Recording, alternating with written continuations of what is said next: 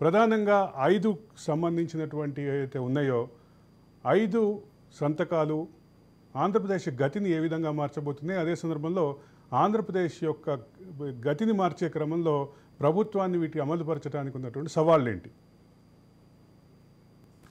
నమస్కారం సార్, అరవింద్ గారు. నమస్కారం మీకు, అలాగే విల్సన్ గారు, అలాగే రాజు న్యూస్ వీక్షకులందరికీ కూడా శుభ సాయంత్రం.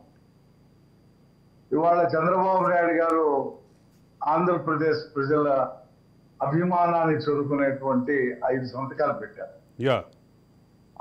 ఆ 5లో ఎన్నికల సమయంలో ఏదైతే వాగ్దానం చేశారో మొదటి వాగ్దానం, నేను వస్తే దగా డిఎస్సి ప్లేస్ లో మెగా డిఎస్సి తెస్తానని చెప్పేసి అన్నారు.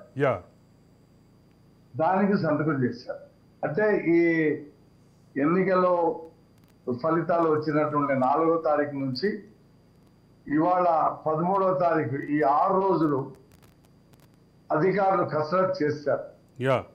చంద్రబాబు నాయుడు గారి మొదటి సంతకం పెడతాడు, దానికి సంబంధించినటువంటి నోటిఫికేషన్ ని మనం రిలీజ్ చేయవలసి ఉంటుందని చెప్పేసి ఇప్పుడు సెక్రటరీ, చీఫ్ సెక్రటరీగా ఉన్నారో ఆయన ఆ యంత్రాంగంతో క్లియర్ చేయించేశారు.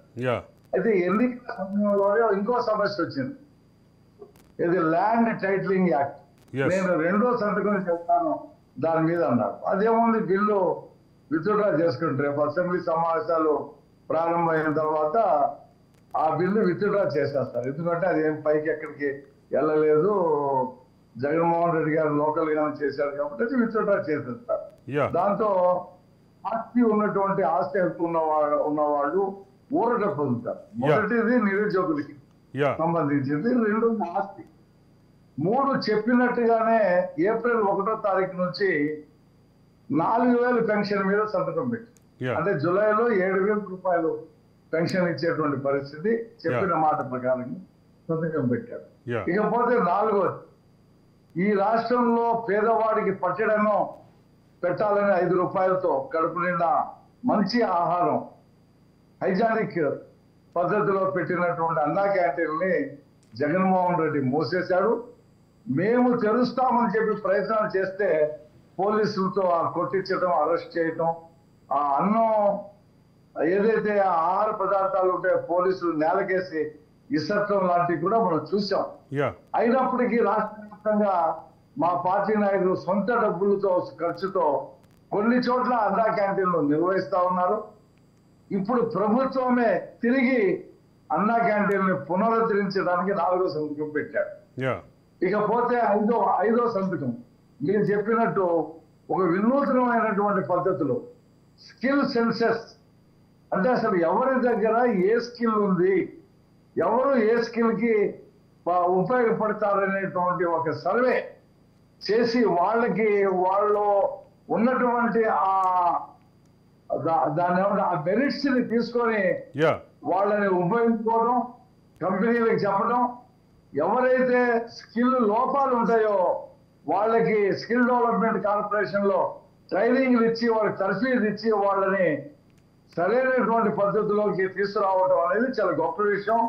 ఇది ఎందుకు తీసుకున్నాడంటే ఆయన, నాకు తెలిసి నిన్న మన సంతకం పెట్టే ముందే, ప్రమాణ స్వీకారం చేసే ముందే నిర్ణయించాడు ఆయన.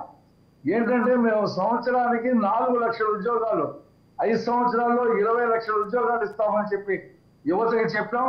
ఉద్యోగాలు ఇచ్చే లోపల 3,000 రూపాయలు వాళ్ళకి నిరుద్యోగ వృత్తి ఇస్తామని చెప్పాం. కాబట్టి ఈ ఉద్యోగ కల్పన అది ప్రపంచవ్యాప్తంగా మన ఆంధ్రలో అయినటువంటి పిల్లలకి ప్రపంచవ్యాప్తంగా పంపించడం, ఇతర రాష్ట్రాలు పంపించడం, మన రాష్ట్రంలోనే కంపెనీలు, ఫ్యాక్టరీలు తీసుకొచ్చి, పరిశ్రమలు తీసుకొచ్చి ఇక్కడ ఉపయోగించుకోవాలనేటువంటి కృత నిశ్చయంతో ఈ రాష్ట్ర యువతని ముందుకు తీసుకురావాలనే ఉద్దేశంతో ఆయన చేశాడు. 1 పేదలకు సంబంధించి, 2 పట్టెడు అన్నం పెట్టేది, 3 నిరుద్యోగం, 4 ఏదైతే ఆస్తుల మీద, పొలాల మీద భయాందోళన ఉన్నాయో దాన్ని క్లియర్ చేశాడు. 2వది నిరుద్యోగులకు సంబంధించి మెగా డిఎస్సి, 5 సంవత్సరాలు అయినటువంటి మెగా డిఎస్సి మొదటి రోజు చేశారు. అయితే రాష్ట్ర ప్రజలు రఫీ గారు ఒక్క విషయం, 5 సంవత్సరాల పాటు డిఎస్సి చర్చ వచ్చిన ప్రతిసారి ఎక్కడా టీచర్ పోస్టులు ఖాళీ లేవు అంటూ చెప్తున్నటువంటి ప్రభుత్వం చివరికి వచ్చేసరికి 6,100 ఓట్లు ఉన్నాయి మాత్రమే అని చెప్పి శాసనసభలోనేమో ఖాళీ లేవని చెప్పి శాసన మండలిలో చెప్పినటువంటి పరిస్థితి ఉంది. ఈ రకమైనటువంటి వైరుధ్యం జగన్మోహన్ రెడ్డి ప్రభుత్వానికి ఒక దశ దిశ లేదు. మనం చూసాం కదా, ఒక బిల్లు రాజధాని బిల్లు శాసన మండలిలో అది సెలెక్ట్ కమిటీకి వెళ్తే ఆయన శాసన మండలిలో ఒక్కొక్కరు రద్దు చేసేస్తా ఉన్నాడు. 60 కోట్లు ఖర్చు అవుతుంది ఎందుకు ఇదని చెప్పి తీర్మానం చేసి ఢిల్లీకి పంపించాడు. మళ్ళీ ఆ తర్వాత శాసన మండలిలోనే చాలా మందిని ఆయన రిక్రూట్ చేశారు. నిజంగా దాని మీద చిత్తశుద్ధి ఉంటే శాసన మండలిలో రిక్రూట్ చేయకూడదు. ఆయన ఆ ఖాళీలు కేంద్ర ప్రభుత్వం దగ్గర ఫైట్ చేసి దాన్ని రద్దు చేయాలా? అంటే అంటే ఒక నిర్ణయం, ఆయన కోపం వస్తే ఒక నిర్ణయం, కోపం తగ్గితే ఒక నిర్ణయం, ఒక దశా దిశ లేనటువంటి పద్ధతిలో పరిపాలన చేశాడు. దశా దిశ అంటే నాకు గుర్తుకొచ్చింది ఆ దిశ బిల్లు.